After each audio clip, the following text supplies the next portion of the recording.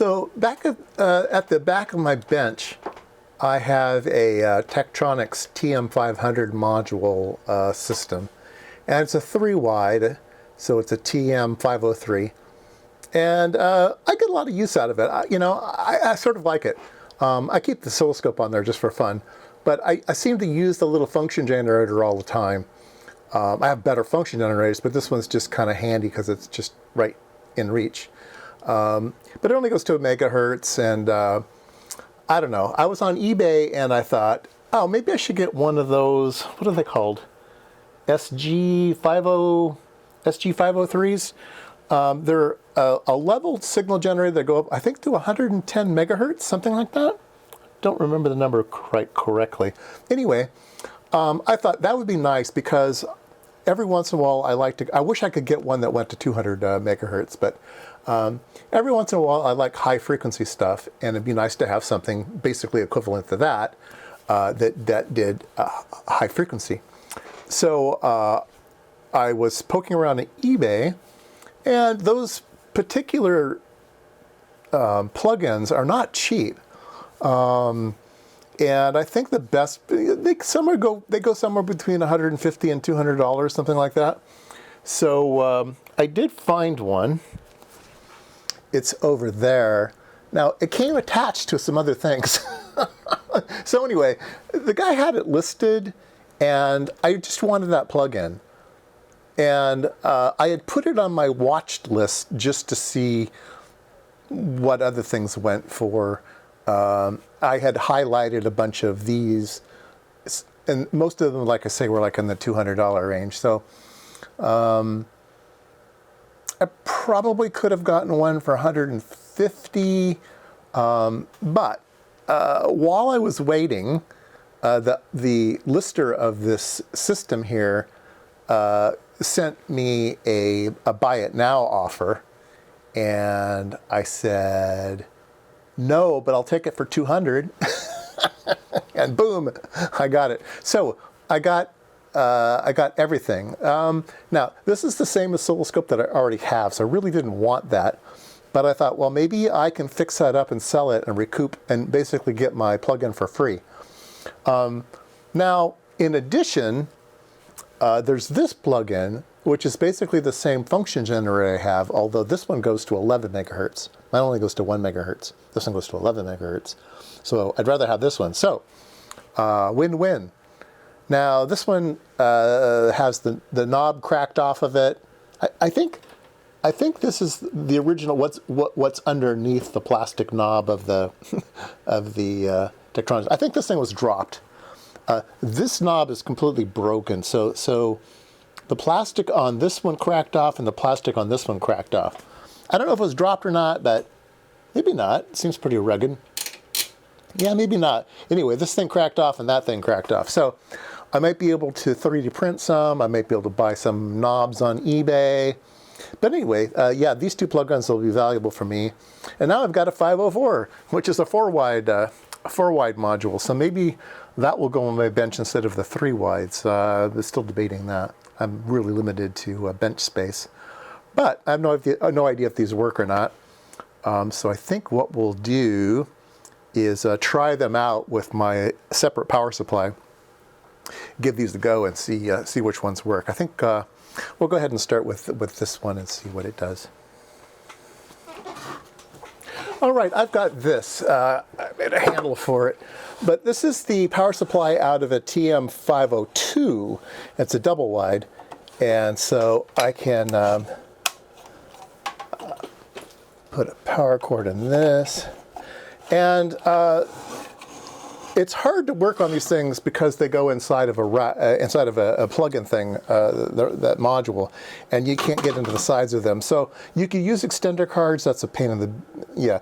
And so I think this is the best solution. I've seen other people do it as well. So you can just plug these on and try them out on your bench. Away you go. So I think we'll give this guy a try. So he's FG502, sine, triangle, square wave, ramp, pulse. Basically exactly the same as the other one. but he has an additional multiplier at 10 to the 6. And the other one only goes to 10 to the 5. Otherwise, they're identical. The offset's a little bit different. Okay, well, the knobs are different, but amplitude and offset. Is that pole? Yeah.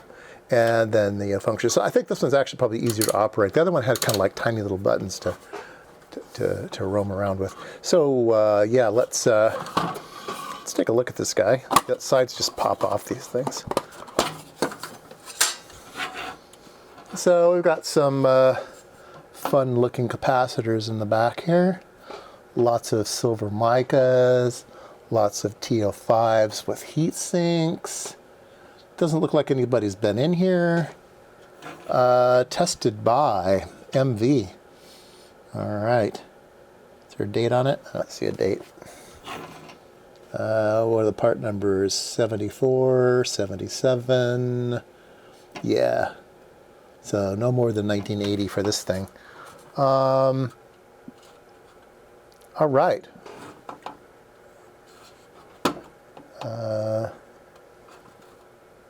Yeah, I say we turn it on. See what happens. What's the worst that could happen? I'll leave the side off for now.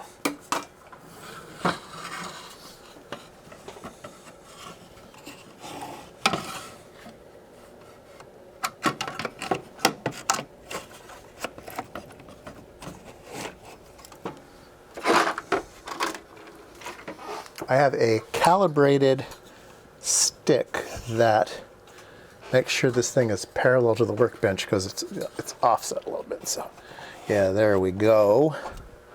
All right, and let's turn on an oscilloscope and get out a cable here. Try this thing out. All right, have a cable going to the oscilloscope. Let's go ahead and turn this thing on and watch for the magic smoke. I don't see any magic smoke. All right, let's turn the oscilloscope on and see if we see anything. All right, go over there, and oh, it's doing something. So let's put it on sine waves. And trigger on channel 4. Channel 4. So yeah, there we go. Sine waves, triangle waves, square waves with some overshoot ramps. Oops. Ramp that way, ramp it that way, pulse it that way, and a pulse it that way. Look at this thing, works just a treat. All right, might need calibration and stuff, but yeah, the potentiometer's a little dirty. Hasn't been used in a while. No, it looks okay. Looks okay. How about range here? Yeah. How's the leveling? Yeah. Yeah, that's kind of crazy there. Whoops. Well, maybe it needs some work. Maybe it needs some work, but for the most part, it seems quite a functional. This is the amplitude. Oops. I just touched the amplitude knob and it went nutso. Let's turn this down. This is the amplitude knob. Amplitude knob is very dirty. Potentiometer is very dirty, but it does work. Ugh. And let me try offset. Offset works up and down. All right, so that one is in mostly working condition. Very nice. I mean, this knob's fine. It just looks cruddy. It's a little bit ghetto, but yeah, that's fine. Let's try the other plug-in. Shoot, we're on a roll. This is the other plug-in. This is the SG503. It has a digital display that gives you the frequency in megahertz, and then it's got a bunch of ranges, multiplier for the amplitude, and then a fine adjust for the amplitude and an output. So pretty basic.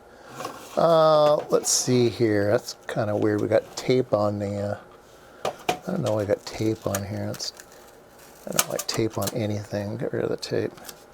All right, let's open up this guy. Oh, nice. I like him. All right, let's zoom. Can I zoom in here? Can I zoom left-handed? Yeah, there. All right, look at that capacitor. Oh, yeah, look at that. Oh, it's a beauty. And it doesn't, it has kind of skips a beat there. That'll need to be lubed up. It's got some really fancy inductors here for all the ranges, so 1 inductor per range. It looks like a little bodge board there. I don't know what the bodge board's all about. What's the date on this one? 86, 84, 86, 85, yeah, somewhere around in there. 86. A couple things are socketed, that's interesting. Yeah, nobody's been inside this one. It looks pretty good. Yeah, it looks very clean. Here's the master time base of 1 megahertz. All right, let's plug them on, see if it works. Feeling lucky. Do you feel lucky? Lucky punk. All right. All right, there we go. Output here. All right, rearrange camera.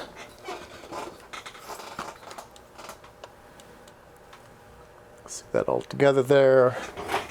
And watch for the magic smoke. Any magic smoke? No. I don't see any output though. Oh, there we go. Oh, I do see output. Excellent. Okay, there's some output. Does it move when I change the wheel? No. Okay, why is that? That's kind of weird. Very strange. Well, we get 1 frequency. No matter what we set it to, we get 1 frequency. Oh, it got slower. But I can't change it. This won't change it. So anyway, this one will need some repair. That's why we're here, right? Boring if it works. Okay, this one needs some work. Oh, maybe that's why I got it cheap. But this one's in nice shape. There's nothing broken on it. It just doesn't work. Can't be that hard, right? Well, anyway, there we go. I like the display. And the little locking tabs are still in good shape. That's good. So I think it was well taken care of. It probably just has something wrong with it. Statement of the year. Okay, there you go. That's the video for the day. There'll be obviously some repair videos, some calibration videos, maybe some lab rearrangement videos. You never know. So, yeah, looks good.